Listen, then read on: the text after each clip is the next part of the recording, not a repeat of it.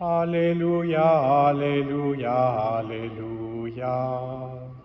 Alléluia, Alléluia, Alléluia. Alléluia, Alléluia, Alléluia. Alléluia, Alléluia, Alléluia. Le règne de Dieu est tout proche. Convertissez-vous et croyez à l'Évangile. Alléluia, Alléluia, Alléluia.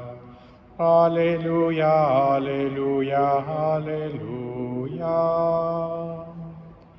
Le Seigneur soit avec vous. Évangile de Jésus-Christ selon saint Matthieu. Gloire à toi, Seigneur. En ce temps-là, Jésus disait à ses apôtres, « Sur votre route, proclamez que le royaume des cieux est tout proche. Guérissez les malades, ressuscitez les morts, purifiez les lépreux, expulsez les démons. Vous avez reçu gratuitement, donnez gratuitement. Ne vous procurez ni or, ni argent, ni monnaie de cuivre à mettre dans vos ceintures, ni sac pour la route, ni tunique de rechange, ni sandales, ni bâton. L'ouvrier, en effet, mérite sa nourriture. Dans chaque ville ou village où vous entrerez, informez-vous pour savoir qui est digne de vous accueillir, et restez là jusqu'à votre départ. En entrant dans la maison, saluez ceux qui l'habitent. Si cette maison en est digne, que votre paix vienne sur elle.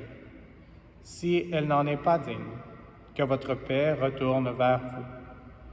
Si l'on ne vous accueille pas, et si l'on n'écoute pas vos paroles, sortez de cette maison ou de cette ville, et secouez la poussière de vos pieds. Amen, je vous le dis, au jour du jugement, le pays de Sodome et de Gomorrhe sera traité moins sévèrement que cette ville. Acclamons la parole de Dieu. Louange à toi, Seigneur Jésus.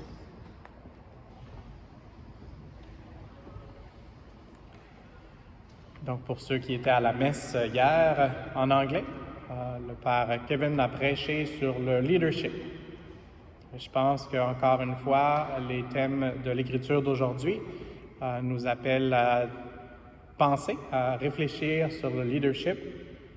Notre prière même d'introduction disait « Seigneur, tu as comblé Saint Henri de ta grâce et tu as élevé à la gloire du ciel celui qui avait eu la charge d'un royaume terrestre. » Ensuite, on demande son intercession et puis on continue au milieu des changements de ce monde, qu'on puisse se hâter vers toi d'un cœur pur.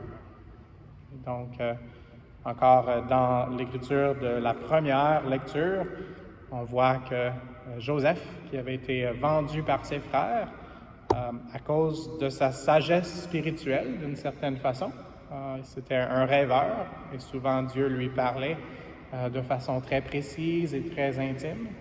Et donc, c'était ça la cause de la jalousie de ses frères. Mais c'est lui qui peut les sauver à la fin. Donc, plusieurs années plus tard. Et Dieu a utilisé cette sagesse spirituelle aussi pour pouvoir aider un royaume. Et puis, on a entendu parler d'un des empereurs, comme Saint Henri avait été consacré empereur. Donc, l'empereur qu'on appelle Pharaon.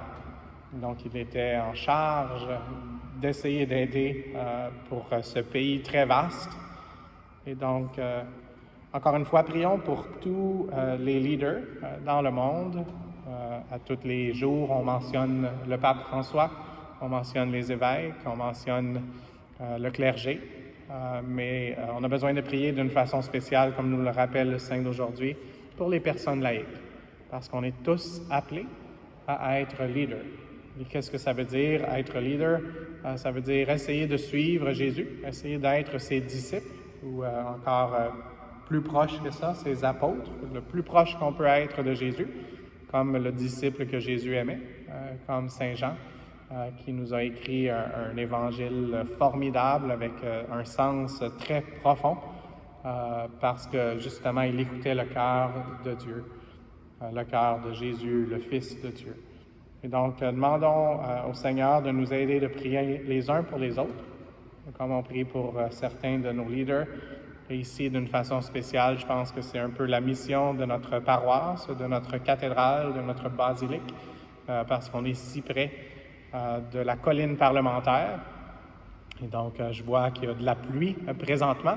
Donc, peut-être comme un des saints qui a foulé notre église ici, Saint Jean-Paul II, on pourrait demander que la pluie soit comme de l'eau bénite qui nous purifie et qui nous équipe, qui nous donne tout ce dont on a besoin pour ensemble continuer à marcher vers le Seigneur et ainsi pouvoir partager tous les talents que le Seigneur nous donne pour le service de son royaume, le royaume des cieux, mais que ça puisse être un peu plus manifesté ici même, dans notre vie, ici et maintenant. Et puis, avec tous les problèmes qui se passent dans le monde, on a entendu parler de la paix aujourd'hui dans cet évangile, de souhaiter la paix. C'est un souhait qu'on fait aussi juste avant de recevoir la communion, et même on s'échange la paix. On demande au Seigneur de nous réconcilier avec lui et les uns avec les autres, comme il y a eu cette réconciliation aujourd'hui des frères de Joseph qui l'avaient trahi. Et donc, demandons au Seigneur, même avec les problèmes techniques, même avec les problèmes technologiques, même avec les problèmes qui nous semblent plus humains, de demander à la divinité de Dieu de nous donner les ressources nécessaires. Et puis, je vais terminer avec ça.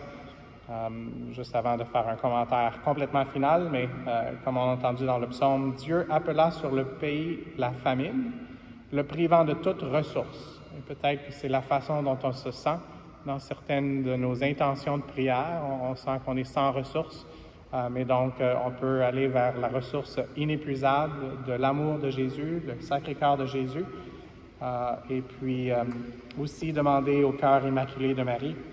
Un des thèmes du Père Kevin hier, c'était de citer la parole de Marie elle-même, la mère de Jésus qui est notre mère. Et puis quand on se trouve sans ressources, on aimerait aller vers notre mère. Donc allons vers Maman Marie et puis écoutons ces paroles qui dit « Faites tout ce qu'il vous dira ». Et donc c'est qui ça? C'est Jésus. Donc écoutons la voix du Seigneur qui veut nous guider, pour qu'à notre exemple, d'autres personnes puissent décider de le suivre, lui qui est le chemin, la vérité et la vie. Merci, Maman Marie, aujourd'hui de nous aider à écouter la parole du Seigneur et à le contempler dans la présence réelle du sacrement de l'autel, dans son corps et dans son sang. Amen.